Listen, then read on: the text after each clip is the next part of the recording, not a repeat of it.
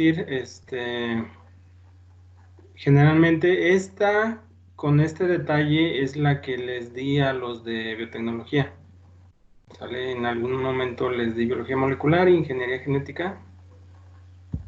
Y les digo, el otro sí está bien, pero está un poquito más general. Este sí entra más a detalle en los factores de transcripción.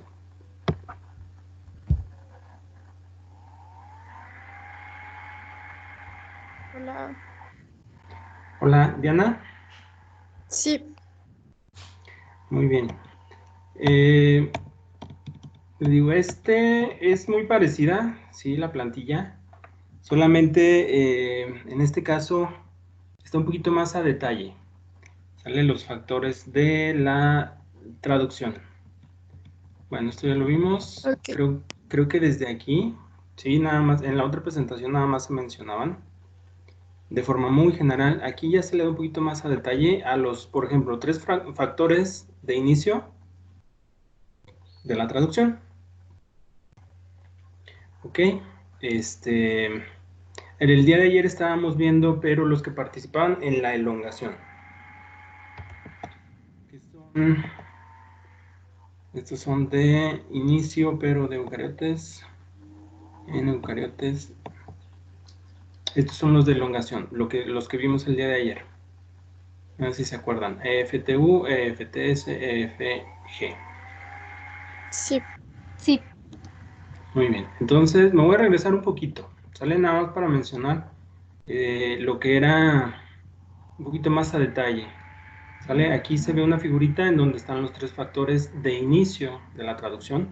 Sí, por eso tiene una I. Bueno, no sé si por eso es la I. Pero bueno, así se escribe. IF3, IF1 y IF2. Entonces, el IF1 dice, previene la unión de los tRNAs en el sitio A de la subunidad 30S. ¿Ok?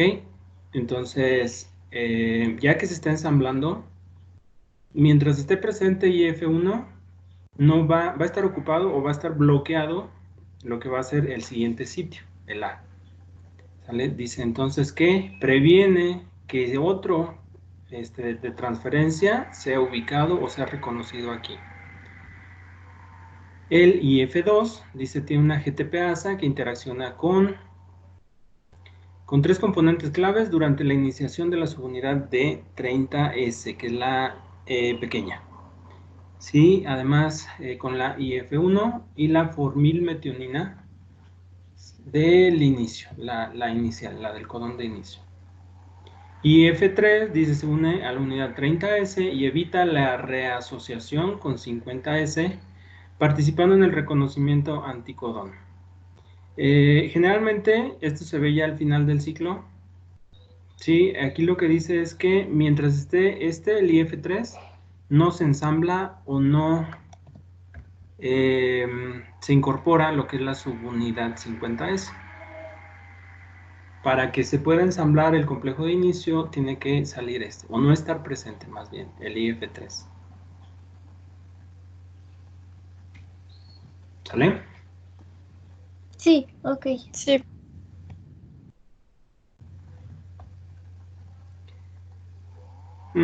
Ok, esto es parecido en la descripción. Esto pues ya lo revisamos. Aquí nada más, si se fijan, están poniendo lo que es la región Schendelgarno. Sale un poco antes de lo que es el codón de inicio. A ver, nada más revisamos a ver si hay alguna otra información. Dice, al terminar un ciclo de síntesis, ¿sí? Peptídica, la subunidad 30 y 50 permanecen unidos. El factor de iniciación 3 se une a 30S para disociarlo. ¿Ok? El tRNA y el IF2 es un complejo con GTP y formilmetionina. Se une a la subunidad 30S. Y el factor 1 dice se une a la 30S. El complejo de formilmetionina puede unirse a la 30S antes que el mensajero. Sí, eso es importante. El IF1 se sitúa en el sitio A, donde puede impedir la entrada de algún tRNA. Eso es lo que se menciona en la anterior. Y F3 también funciona impidiendo la unión con otros tRNAs que no sean formilmetionina. Se libera IF1 y IF3 y la subunidad 50S se une al complejo con el 30S para formar ahora sí el 60S, perdón. Sí, que bueno, la subunidad ya completa, la pequeña y la grande. Se hidroliza GTP, que viene con el IF2 y la formilmetionina, y lo acomoda en la 30S y se libera IF2. Dice, en procariotas el RNA tiene una secuencia complementaria al RNA. Ah, ok. Era lo que decíamos. Bueno, tiene la secuencia, pero esa es reconocida también por la subunidad pequeña. ¿Sí? Dice el RNA ribosomal, complementaria a la región Chain-Delgarno.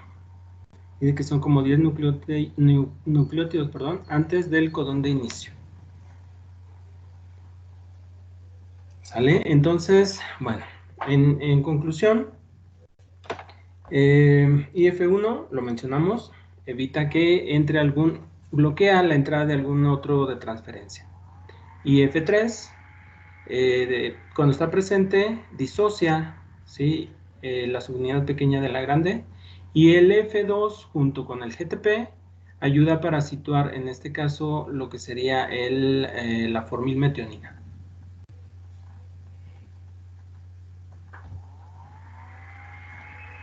¿Hasta ahí vamos bien? Sí. Sí. Ok. Muy bien. Entonces, bueno, dicen procariotas, nada más hay 3. En eucariotas, pues hay más, ¿sí? Hay unos parecidos, se le agrega nada más el término de E por eucariota. Bueno, esto ya lo mencionamos. Nada más aquí participan otros más para eucariotas. ¿Sale? El EIF4 tiene a su vez el A, el B, el F, ¿sí? Y participan en la localización del auge inicial. ¿Sale? El 5, que también no está en procariotas, dice libera el F2 y F3 del ribosoma y permite la unión a la subunidad 60.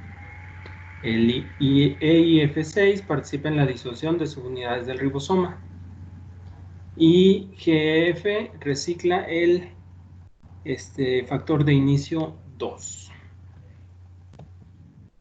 Entonces, necesitamos muchos más factores. No lo vamos a ver, ¿sí? Generalmente en la clase sí nos tomamos el tiempo como para estar revisando esto que dice aquí, ¿sí? De cómo funcionan esto. Esto es la secuencia, es una vía, ¿sale? En donde participan todos los factores. Y les digo, es mucho más complejo. Está, pues, más regulado, ¿sí? Lo que sería el inicio de la traducción. Y ojo, nada más también para que recuerden, aquí no hay la secuencia Shine-Dalgarno. Ese es exclusivo de bacterias. Aquí los que ayudan a ubicar el codón de inicio son estos factores, ¿sí? Los factores adicionales que están participando. Entonces, algunos de ellos son importantes para eso, para que se ubique dónde está el codón de inicio, ¿sí? El auge de inicio. Ya quedamos, puede haber más auges que codifiquen para metionina, pero es importante identificar si el que está aquí es el inicial, ¿sale? Y para eso participan también algunos factores. Y si se fijan acá, sí, está mencionando lo que es la capucha y la colita de polía.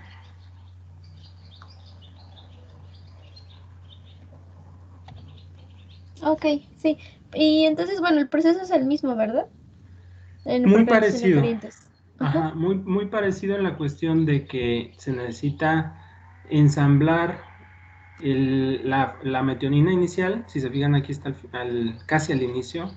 Y esto, en la parte de acá abajo, este complejo ya es el inicio prácticamente. Y si se fijan, es muy parecido al de bacterias, perdón, en el cual ya está metionina, ya está sobre la UG, quedaría libre los sitios laterales, ¿sí? De entrada y de salida, ya está el mensajero y ya está formada el complejo, ¿sale? Nada más que los pasos intermedios, pues sí son un poquito más laboriosos o más regulados, ¿sale? Entonces, como de gran diferencia, ¿sale? Algunos factores son importantes y reconocen los extremos mediante las modificaciones que se le hicieron. Por ejemplo, en el 5' que lleva la capucha. Esto está representando en esta imagen, ¿sale? Es importante esa modificación para que se sitúen enseguida los otros factores y reconozcan a cierta distancia el auge. En lugar, todos estos que están aquí, el 4B, el 4A, el E, 4E, vienen a sustituir lo que es la región Chain-Delgarno, porque no está en el mensajero, ¿sale? Todos estos identifican más bien este extremo para que se ubique el auge de inicio. Ok, sí. ¿Sale? ¿Hasta ahí queda claro?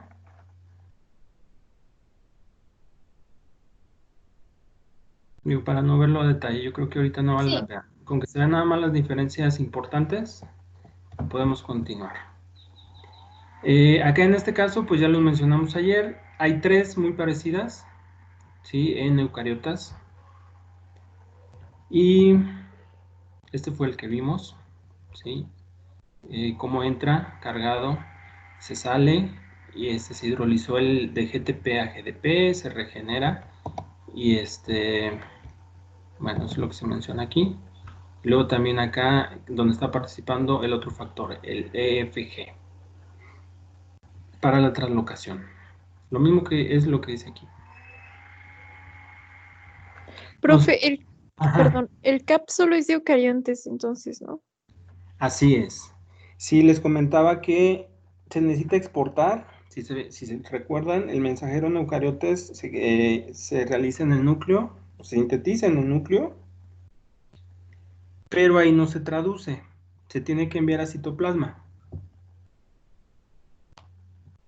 En bacterias, en el mismo sitio donde se transcribe, se traduce. Ahí no es necesario protección. ¿Sí? Quedamos que la capucha, en este caso el CAP, era para protección del mensajero cuando se saca citoplasma. Era la metilación, ¿no? Ujú, exacto. Ok, sí, ya, Ok. gracias. Sí, Y terminación. Aquí no viene en el... Esta es la terminación en procariotas. Está más detallado. Aquí lo importante, bueno, para no entrar tan a detalle, es que, si se fijan, va a llegar un punto en el que va a quedar en el sitio A el codón de paro, ¿sí? Quedamos que la elongación iba a continuar el número de veces necesarias hasta que el codón de paro quedara situado en este punto, en el A. ¿Sí se acuerdan de eso? sí. Sí. Ok, aquí la gran diferencia es que no está entrando un RNA de transferencia. Este codón de paro no codifica para ningún aminoácido. Este codón de paro, o los codones de paro, dice, dependiendo del codón de terminación, intervendrá RF1 o RF2. Sale RF1 o 2, provoca la liberación del péptido. ¿Sí? Una vez que entra y se sitúa y reconoce lo que es el codón de paro, pues se está liberando. Y después de que se liberó, dice, la hidrólisis de GTP provoca la liberación de RF1. Entra lo que es, en este caso, RF3. Sale, viene con un GTP y sustituye a RF1. La hidrólisis de GTP provoca la liberación de RF1 o RF2. RF3 ocupa el sitio A. ¿Sale? ¿Hasta ahí vamos bien? Sí. Y luego entra lo que es RRF. Dice que el factor de liberación del ribosoma RRF se sitúa, se une al sitio A, seguido por el EFG y GTP. ¿Sale? Ese lo estábamos mencionando acá también. Entonces acá también está participando el EFG y el GTP. El EFG se hidroliza y el RRF, que es el factor de liberación del ribosoma, se mueve al sitio P. Bueno, estaba en el A, dice se mueve al P y los tRNA se liberan. ¿Ok? Porque aquí estaba, si se fijan, arrancamos con donde estaba ya la cadena. Entonces, unos factores primero liberan la proteína y luego hay otros factores que entran y sustituyen a esos primeros factores y al final también libera lo que es el RNA de transferencia que estaba en el sitio P, ¿sí? Dice al final RRF y FG, GDP, ya se hidrolizó, y el RNA mensajero se disocia. Ya que se liberó es esta parte. Hasta aquí. ¿Sí? Se libera EFG y se libera RRF y se liberan las subunidades pequeñas y grandes.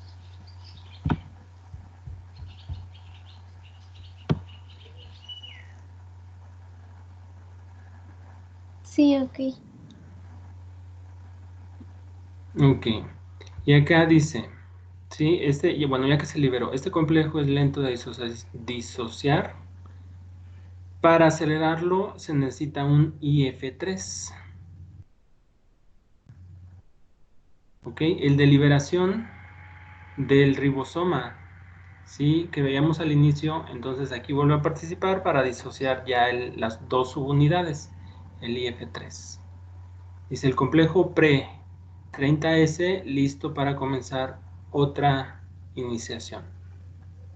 Donde está IF3 unido, donde está bueno, aquí puede estar o no el mismo mensajero, más bien podría ya empezar más bien a leerse otro.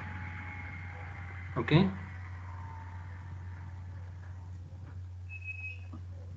Sí. Entonces, Sí. se ocupa básicamente los mismos factores, ¿no? Ujú. Ah, ok. Sí, En el inicio y la terminación, ¿no? así es. Participa también Ok. el IF3 aquí en para disociar lo que sería la subunidad completa o el complejo Ajá. de Ok. ribosoma. Sale, entonces les digo, muchas veces viendo el panorama general o la secuencia general, sí, y que la entiendan bien, es suficiente. Muchas veces no se entra a ver a detalle estos factores, a menos que estén interesados en hacer una investigación muy a fondo o muy a detalle que involucre estos factores. ¿Sale? Muchas veces pues se pasan por alto en la explicación. Pero para que tengan la idea general de lo que es la secuencia y lo que participa para lo que es la traducción. Ok, sí. Profe, ¿y ellos cómo, o bueno, cómo descubrieron que cada cosa funcionaba? ¿Para qué? O, bueno, sí, ¿cómo lo hicieron? Mira, la estrategia general muchas veces es mutaciones. Sí, cuando quieres investigar cuál es su función, les decía, por ejemplo, si tuvieras un carro y quisieras saber para qué funciona este determinado cable o manguera, la quitas del carro y dependiendo de lo que pase, te das una idea de para qué es.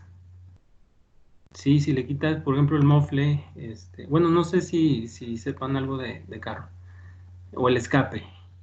y empieza a hacer mucho ruido, pues obviamente servía para silenciar la salida en este caso, del aire.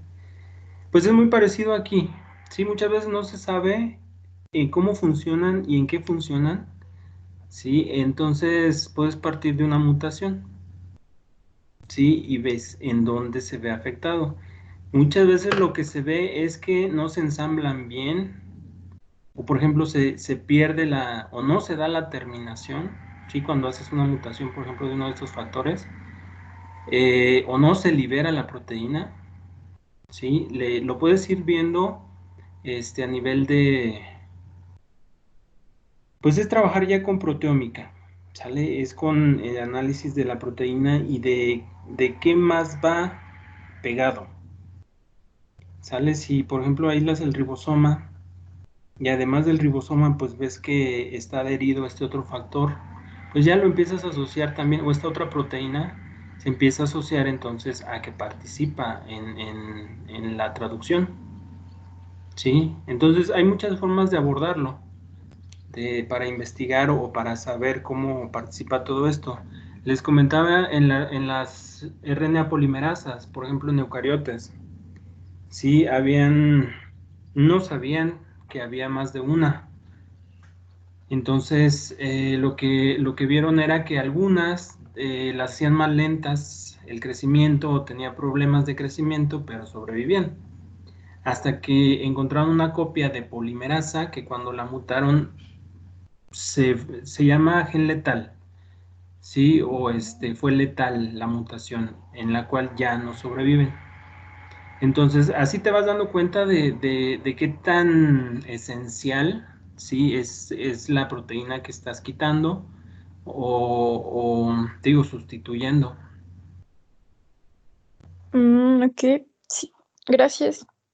¿Sí? Entonces, sí, vamos a empezar a ver un poquito de modificaciones posttraduccionales. Les decía, ya terminó la síntesis, ¿sale? Pero si recuerdan, las proteínas tienen modificaciones.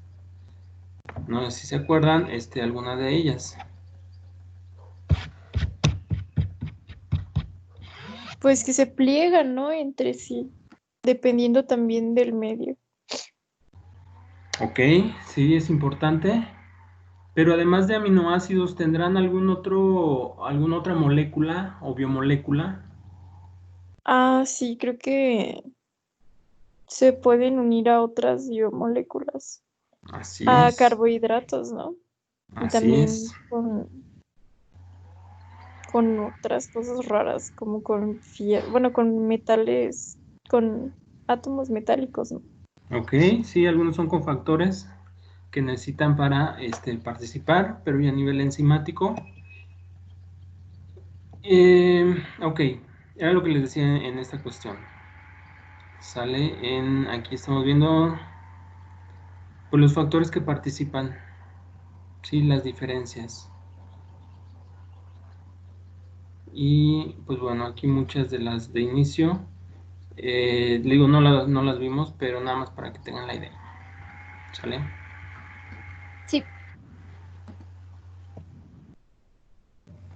Mm, a ver, vamos a ver algunas. Dice ruptura proteolítica, ubiquitinación.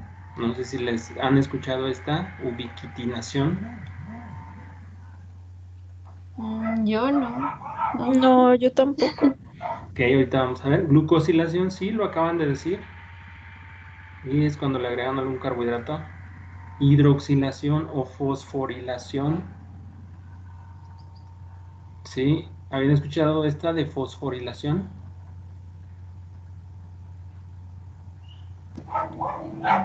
Sí, pero no en proteínas. Ok, Ajá, sí. muy bien. Y lo que es acetilación y metilación, participan de forma muy, como simultánea, ¿sí? En histonas. Estas dos son importantes en histonas. Entonces, la primera se refiere a las proteínas que participan o que necesitan algún tipo de corte para ser activas. ¿Sí? Por ejemplo, los imógenos, que son enzimas digestivas, ¿sale? Esas se sintetizan de forma inactiva. Necesitan activarse, por ejemplo, con el pH del estómago para que ahí realicen su acción enzimática. ¿Sí? Algunos neuropéptidos también se sintetizan de mayor tamaño y se les va quitando para que tengan su determinada función o función específica. Hormonas como la insulina también necesitan algún tipo de corte, y algunas otras que participan en la cascada de coagulación sanguínea.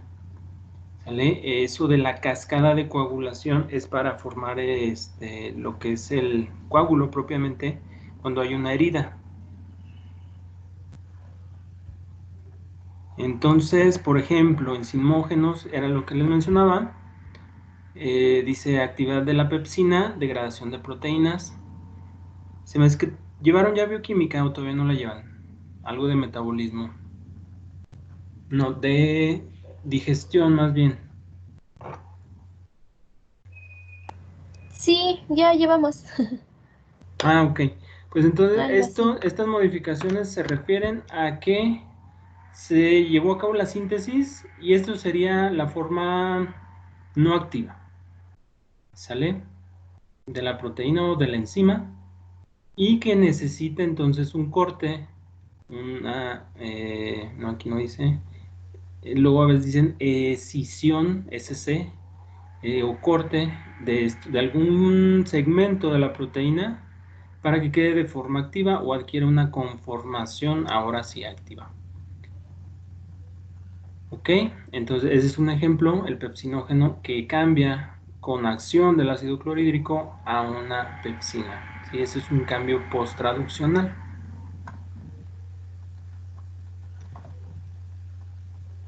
Sí, entonces en este caso hay otras también que, bueno, esta es otra familia. Sí, proteasas. Pero bueno, vamos a ver, estamos viendo lo que son las... bueno, es que una vez me preguntaron, pero ¿por qué no se digiere el estómago cuando está activa la pepsina? Ujú, Ajá, sí. entonces agregué esta.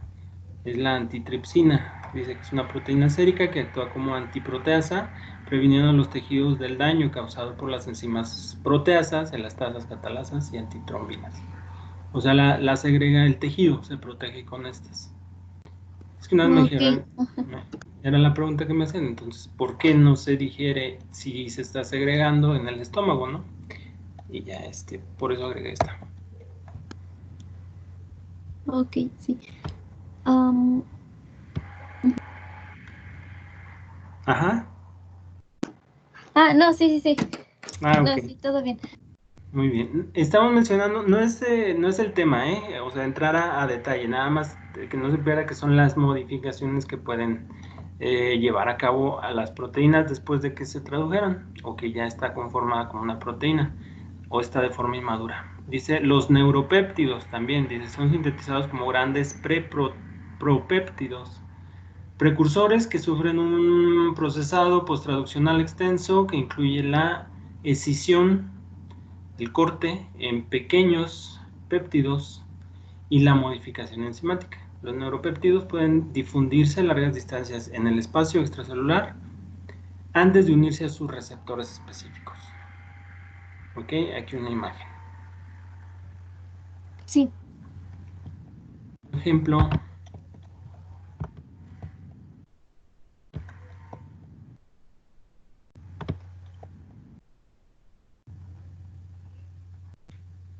mm, bueno, este es un ejemplo ya más detalle de neuropéptidos. Bueno, me lo voy a brincar. Y también una vez me preguntaron estábamos hablando de los neurotransmisores y me dijeron que me preguntaban de esto, de los cannabinoides. Me decían, bueno, la observación de que una chica me decía, pero es que nosotros naturalmente somos como compatibles con los cannabinoides. O sea que como que estábamos hechos uno para el otro. ¿Sí se ubican los cannabinoides? Sí, Ok, la marihuana, pues, sí, sí. este, y le dije, no, espérame. Le dije, este es un derivado de moléculas que similarmente trabajan como neurotransmisores en el organismo. Sí, o sea, es algo como sinónimo, una molécula que actúa similar, pero no es porque naturalmente nosotros tengamos esa capacidad. Y entonces aquí le remarcaba que tenemos los endocannabinoides, sí, que eso sí son biológicamente naturales, por así decirlo, del organismo. Ajá. Sí, y que el otro, más bien por su estructura, es reconocido de forma similar. Oh, ya. Sí, entonces de ahí salió que me decía que éramos compatibles con los cannabinoides de la marihuana. Y digo, pues no, más bien es otra cosa. Ok, sí. ¿Duda de ahí o...? Mm, ¿No crees que, bueno, no. le investigué un poquito nada más para darle la respuesta porque la verdad yo no sabía tampoco de los endocannabinoides que son Ajá. naturales, sí tenemos.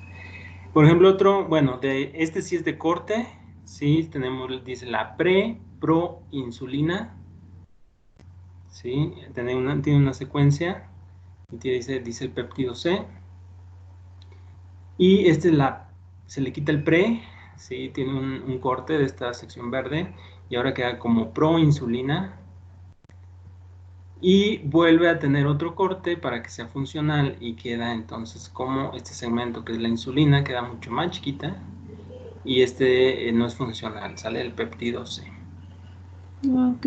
Y, profe, ¿y por qué digamos, como que se hace muy grande y después ya se va quitando? ¿No sería como más rápido, sencillo, que se hiciera nada más lo que se va a ocupar?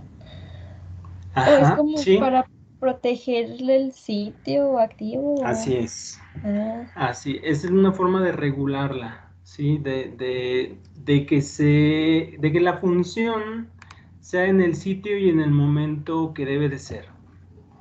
ok. Es una consecuencia. Esas rupturas que se ven son consecuencias de alguna otra condición.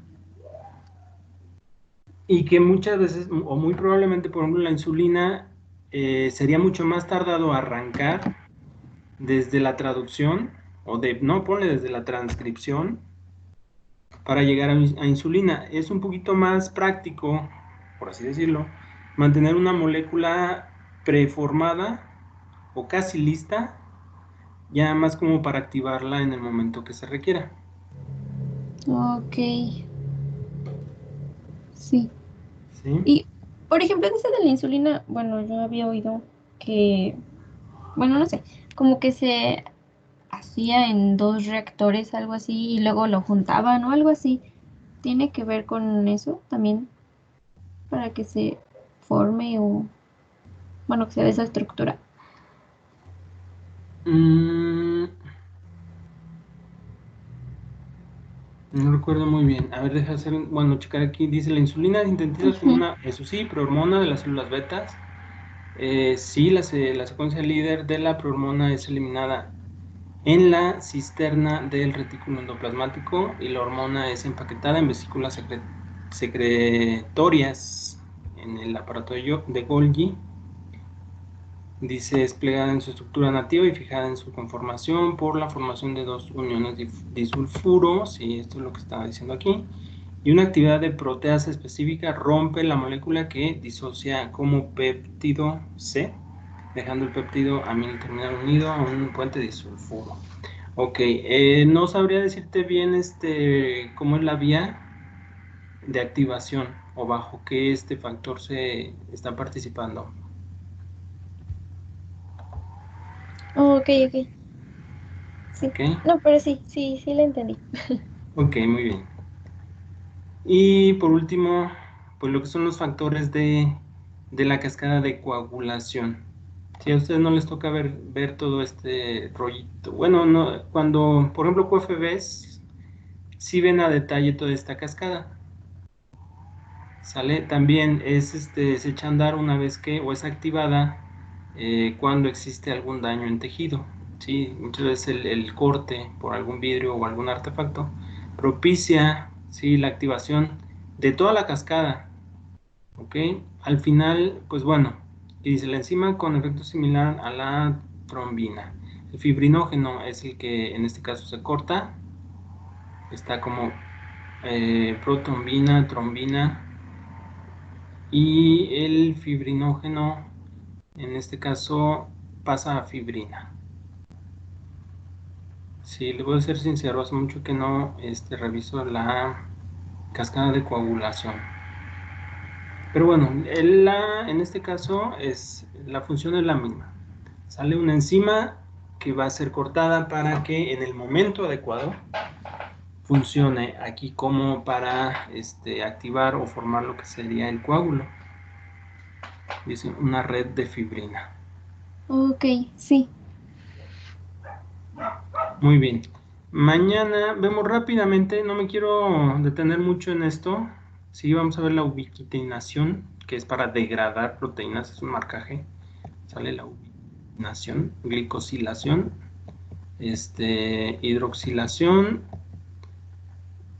y bueno, a lo mejor no. Estas que les mencionaba a lo mejor viene más al punto lo que son la acetilación y la metilación de lo que son las histonas. Ok, sí, sí, sí, está bien. ¿Ok? Sí. Muy bien, pues sí, mañana todavía, mañana es viernes. Ujú, Mañana nos vemos. muy bien. De hecho,